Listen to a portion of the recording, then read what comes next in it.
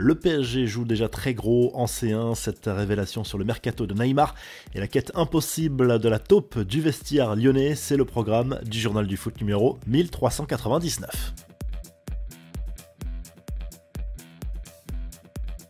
Défaite interdite pour le PSG en Ligue des Champions, 3 semaines après la claque reçue à Newcastle. Le club parisien accueille l'AC Milan au Parc des Princes ce mercredi soir, coup d'envoi à 21h. Les joueurs de Luis Enrique ont même plutôt intérêt à gagner pour ne pas se retrouver en grande difficulté dans ce groupe. Warren Zahir Emery, qui a fait son retour à l'entraînement mardi, devrait être titulaire avec Ugarte et Vitinha à ses côtés. Devant, il y a un doute entre Randal Kolo Muani et Gonzalo Ramos pour débuter avec Mbappé et Dembélé. Voici les autres affiches de la soirée. Newcastle Dortmund dans le même groupe, le Barça reçoit le Shakhtar Donetsk, l'Atlético va défier le Celtic en Écosse et Manchester City joue sur la pelouse des Young Boys de Berne. Le Barça a bien tenté de faire revenir Neymar cet été. Selon Sport, le Brésilien a été approché par le club catalan au moment où les Blaugrana ont compris qu'Ousmane Dembélé allait signer au PSG. L'entourage du joueur a été sondé, mais au niveau financier, impossible de lutter avec l'offre pharaonique d'Al Hilal qui a finalement obtenu le transfert de la star de la Seleção mi-août.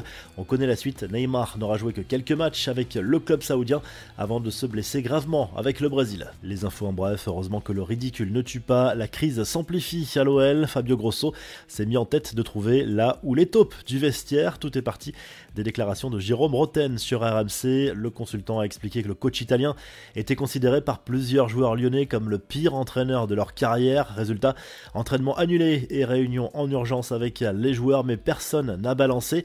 C'est l'une des images de la soirée en Ligue des Champions et elle a échappé à l'arbitre, aux deux entraîneurs et aux téléspectateurs. Alejandro Garnacho, l'attaquant de Manchester United, a piétiné pendant de longues secondes le point de pénalty avant la tentative de Jordan Larsson en fin de match. Hasard ou non, le joueur du FC Copenhague a manqué son pénalty et les Red Devils se sont imposés 1-0 dans cette rencontre de Ligue des Champions. Dans l'autre match du groupe, le Bayern est allé gagner à Galatasaray.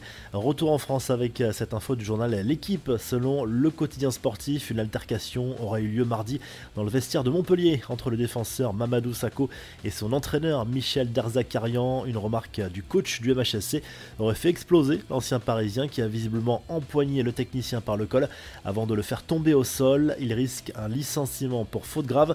Enfin, Sandro Tonali devrait bien écoper d'une lourde sanction. Les autorités italiennes envisageraient de prononcer une suspension de 10 mois contre l'international italien dans l'affaire des paris sportifs illicites. La revue de presse, le journal L'Équipe revient sur le match nul de Lens contre le PSV Eindhoven mardi soir en Ligue des Champions. Score final 1-1 avec un nouveau but de Wai pour les 100 et or, désormais deuxième de leur groupe derrière Arsenal qui est allé gagner 2-1 sur le terrain du FC Séville.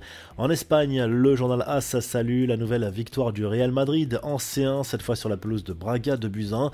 But signé Rodrigo et Bellingham, encore lui. Le club merengue est largement en tête de son groupe et devrait terminer premier. Et en Italie, le Corriere dello Sport revient sur les matchs des clubs de Serie A dans la Ligue des Champions. L'Inter Milan a dominé Salzbourg 2-1 à domicile et reste co-leader de son groupe avec la Real Sociedad, vainqueur sur la pelouse de Benfica, et le Napoli de Rudy Garcia est allé gagner sur le terrain de l'Union Berlin. Si le journal du foot vous a plu, n'oubliez pas de liker, de vous abonner et on se retrouve très rapidement pour un nouveau journal du foot.